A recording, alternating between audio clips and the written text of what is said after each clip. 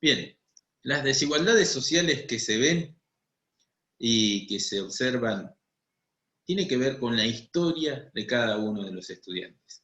Esa historia que realmente uno la puede comprender cuando la escucha.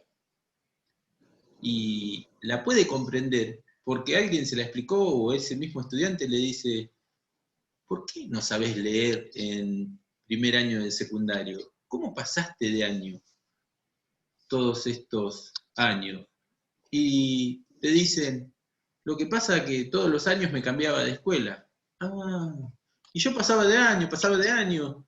Nadie me decía si sabía leer o no.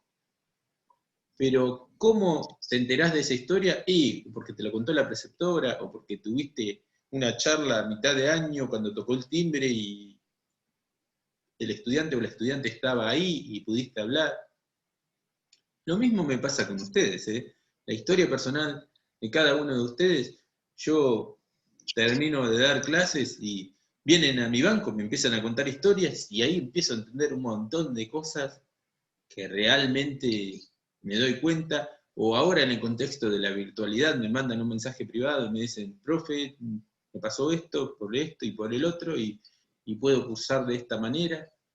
Y si uno no sabe esas historias, no puede comprender lo que le pasa al estudiante. No es que uno va a tener que andar preguntando, a ver, ¿cuál es tu historia?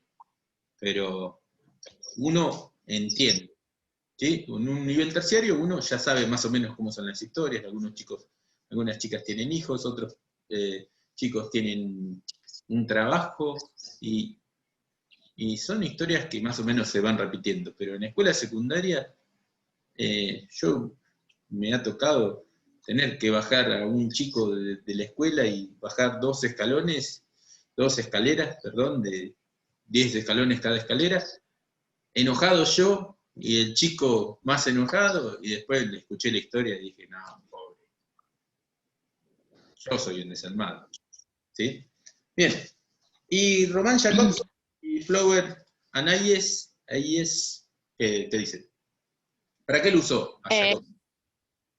yo de Jacob también hincapié de que dice que aporta el nuevo modelo lingüístico de los fines de los años 80, lo que es el enfoque comunicativo, que se Bien, basa en el esquema de la comunicación. bien, y de Flower and Ayes, que son dos autores que, que tomaron. Eh, Plantea un cambio de enfoque en lo que es desarrollar la competencia comunicativa. Bien, bien, el tema de la competencia comunicativa y el tema de los modelos de cómo se escribe, cómo se hace, la estructura de cada uno de los géneros, el tema de el escritor profesional y el escritor amateur, que el amateur básicamente es el estudiante y el profesional son los profesores, los escritores. Muy bien, y que se relaciona mucho con la psicología. Bien, pasemos a la consigna 2. Profe, ahí lo más importante no sería que el sujeto planifica, textualiza y revisa, Sí, que es como el paso al próximo objeto de estudio, digamos. sí, Carolina. Y lo que estás diciendo vos es cómo hace un escritor profesional para escribir. Ahora, a mí siempre me molesta explicar eso porque realmente hay algunos chicos que no necesitan ni hacer una planificación ni un borrador y después recién escribir el texto. Lo escriben de una y les sale porque ya son, no les digo que son profesionales, sino que escriben y no necesitan planificar. Lo tienen todo acá, en la cabeza. Pero Y esas son prácticas que hacemos todos los sujetos desde chicos, ¿o no? no todos. Hay algunos que ya no necesitan planificar o escribir un borrador para escribir cosas excelentes. O sea, Ah, muchas veces sí necesitas revisar, pero la planificación y el borrador, ¿por qué hay que pedírselo a los chicos si realmente hay algunos que no escriben con borrador? Hay otros que sí, que dicen, profe, lo voy a escribir en un borrador y después lo paso más prolijo, pero muchas veces tiene que ver con la prolijidad y no tiene que ver con el texto mismo. hay muchos que pueden escribirlo de una. A mí me ha pasado que en el profesorado de lengua y literatura me hacían escribir así. Y me hacían escribir 2 veces. Y yo que soy un tipo lerdo para escribir, y voy pensando en lo que escribo, ¿por qué tengo que volver a escribir lo mismo? O sea, me aburre. Cada estudiante tiene sus características. Yo soy lento para escribir, porque voy revisando, voy planificando y voy haciendo todo el proceso en uno. Reviso, escribo, me puedo equivocar, ojo, porque revisando de vuelta puedo tener alguna equivocación, pero lo hago todo en uno. Y hay otros que no, realmente sí necesitan esas 3 etapas de Flower and Ice. Pero bueno, cada cual. Cuando ustedes hacen el parcial, ¿qué es lo que hacen? Un parcial escrito. Y no hacemos borrador. ¿Borrador no hacen? Por lo general tratamos de pensar la respuesta y una vez que ya la tenemos media armada, pasarla al papel. Bueno, hay muchos chicos que hacen eso también. Y están acostumbrados, no necesitan un borrador y después tachar, ¿sí? Y bueno, si se equivocan, tachan toda la respuesta y listo, y vuelven a escribir. Pero muchos no necesitan hacer un borrador. Bien, la consigna 2, ¿qué decía? ¿Alguien la lee? Dice cómo interpreta, bueno, cómo intenta convencernos la autora para llevar las prácticas del lenguaje a las aulas. Bien. ¿Cómo intenta convencernos? Bueno, ella plantea que las prácticas son polimorfas y dice que simultáneamente sociales e identitarias, culturales, cognitivas y lingüísticas, por lo tanto se adquieren por participación en prácticas donde las mismas se ejercen. Bien. ¿Qué significa eso? Polimorfas. Vos dijiste, ¿porque son qué? De vuelta, le Polimorfas, son prácticas polimorfas, simultáneamente sociales e identitarias, culturales, cognitivas y lingüísticas. Se adquieren por participación en prácticas donde las mismas se ejercen. Bien, fíjate lo que dice. El término polimorfo, nosotros lo vimos en psicología, Sí. y cuando hace respecto cuando habla del desarrollo del niño, cuando habla de polimorfo, habla del propio cuerpo, ¿no? Sí, es de... Distintas formas. Sí, muy bien. Porque Sí. poli es muchas, bien. Pero el tema de lo identitario, fíjense lo importante que es esto. Yo la otra vez cuando les hice hacer uno de los foros en donde se presentaron, pude ver o analizar el tema de lo identitario, de la identidad, de lo singular. Hay algunas chicas que pusieron, no, yo no tengo nada singular, y empezaron a escribir y tenía un montón de cosas singulares. Y terminaron escribiendo un texto larguísimo. Y yo, wow, dijo que no tenía nada singular y después es re singular. Pero el tema de la identidad es re importante. Es muy importante porque la identidad nos muestra una forma de vivir, una forma de pensar. Y muchas veces con trabajos que sacamos de los libros, no hablamos sobre la identidad, no descubrimos cómo piensan los chicos o las chicas. Muchas veces solamente nos quedamos en ver cómo estructuran el texto, cómo ponen un título, y cómo eligen una foto y cómo ponen el epígrafe en una noticia. Pero no hablamos de lo que piensan sobre una noticia, sobre la ideología que tienen, sobre lo que piensa el papá y lo que piensa la mamá y lo que piensa el mismo chico, y sobre la herencia cultural que tiene uno mismo, ¿sí? Yo no soy lo mismo, la misma persona que era cuando vivía con mis papás y mis mamás, porque realmente he cambiado un montón. La realidad también es que hay profesores que por más que les digas lo que pasa o las situaciones particulares de cada uno, no les importa mucho que digamos. Es verdad. Sí, es verdad. Pero hay veces que los profesores, o porque no tienen tiempo, no nos pueden dedicar mucho, o porque realmente no nos conocen y no encontramos esa manera.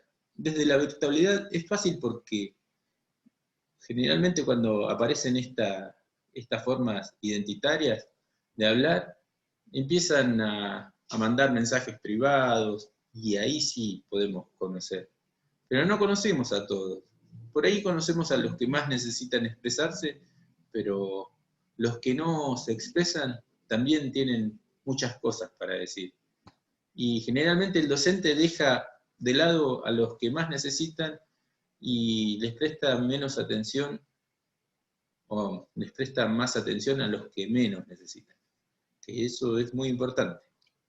Bien. Entonces, esa es una de las primeras. ¿Hay alguna más? Y después habla de 4 desafíos para ingresar en las prácticas del lenguaje en el aula. ¿Cuáles son esos 4 desafíos? El primero es crear situaciones donde se lee, escribe y habla y escucha, pero en diferentes ámbitos, que fue lo que hablaste en la clase pasada vos. Un ámbito es el literario, el otro es el de estudio y el otro el de la formación ciudadana. Bien. ¿Qué otros ámbitos pueden incursionar ustedes, de acuerdo a lo identitario? La ESI, Sí, por ejemplo. muy bien. La ESI, muy bien. ¿Qué más? La SAIC. ¿Las qué? No escuché. Los acuerdos institucionales de convivencia. Sí, sí, está bien. Y también se puede trabajar lo ideológico, lo religioso. Hay un montón de ámbitos con el que trabajar. Yo he tenido chicos que eran líderes de escuelas de iglesias evangélicas, y hoy los veo y siguen siendo más líderes que nunca. Y yo digo, wow. Y muchas veces los docentes no dejamos hablar lo religioso en el ámbito educativo porque pensamos, no, a ver qué van a pensar, pero hay que abrir el espacio para que todos puedan hablar sobre la identidad, sobre la religión, sobre la sexualidad. Yo sobre la sexualidad no les digo que me he vuelto un experto, pero me he sorprendido tanto en la secundaria. Chicas que se quieren, que las nombre como varones, varones que quieren que las nombre como chicas. Y uno aprende, porque uno también aprende, porque eso también es un proceso de enseñanza y aprendizaje que uno va aprendiendo de los estudiantes también. Bien, ¿alguna más? Profe, la autora habla sobre eso. Sí. Justamente a lo último menciona que dice que la escuela debe adaptarse y aprender de los cambios culturales, porque eso también influye en lo que vos estás diciendo, ¿no? Estar abierto a los cambios culturales, porque justamente las identidades forman parte del cambio cultural.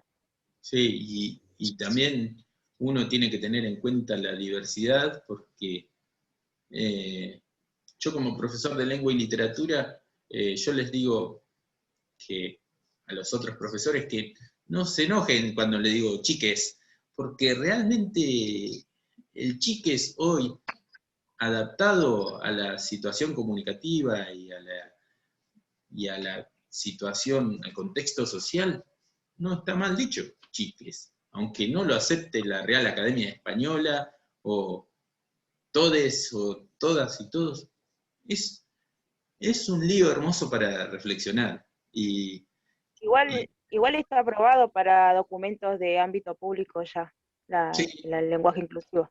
sí, pero el tema de los profesores y las profesoras de lengua, muchos son reacios. Yo tengo un grupo de Facebook de profesores y profesoras de lengua y es como River y Boca, ¿eh? Algunos los aceptan, otros no, pero los contextos sociales y culturales que vemos en la escuela, no nos dejan otra opción que realmente usarlos y dejarlos usar en clase, porque realmente son coherentes con lo que pasa. No es que son incoherentes, no, son coherentes con la situación social, el contexto social con el que se vive. Bien, ¿algo más para completar en la consigna 2? Shulamit. Shulamit, ibas describiendo, te faltaban 2 más, ¿no? Faltan 3 más, sí. 3 más. Otro es garantizar que niños y niñas que no leen y escriben convencionalmente desde el primer día de clases, lean y escriban en estos ámbitos. Bien, eso no se garantiza mucho porque muchos llegan sin leer y escribir y solamente en vez de escribir copian y en vez de leer engañan a los docentes y no llegan a leer. ¿Sí? Claro. No. Y hay otros que leen, pero solamente sonorizan y no comprenden. Y el objetivo de la lectura es comprender también. Eso es muy importante. A mí me pasaba en la secundaria que en los actos leía y no sabía ni lo que estaba leyendo, pero sonorizaba hermoso. Ni entendía lo que decía. Los actos, para mí, tienen que empezar a cambiar, porque uno va al acto a pararse y a molestar, pero a escuchar lo que dicen. Tendrían que haber menos palabras y más demostraciones, más explicaciones, porque realmente los discursos largos son para sonorizar nada más, no se comprende. Bien, Shulamit, seguí. El otro es legalizar la diversidad de producciones e interpretaciones del alumno, que en este incluía esto de que ingrese a la escuela en las escrituras y lecturas no convencionales y tener en cuenta los conocimientos previos de los alumnos. Bien, díganme ejemplos de lecturas y escrituras no convencionales. ¿Qué puede ser? Porque el cuento, y todos hablan de cuento. Y se ve que los profesores han leído muchos cuentos y han trabajado mucho con el cuento porque les das una novela y te dicen cuento. Le das un texto explicativo y te dicen cuento. Todo cuento. ¿Qué lecturas no convencionales aparecen? Una poesía. Bien. ¿Poesía de qué?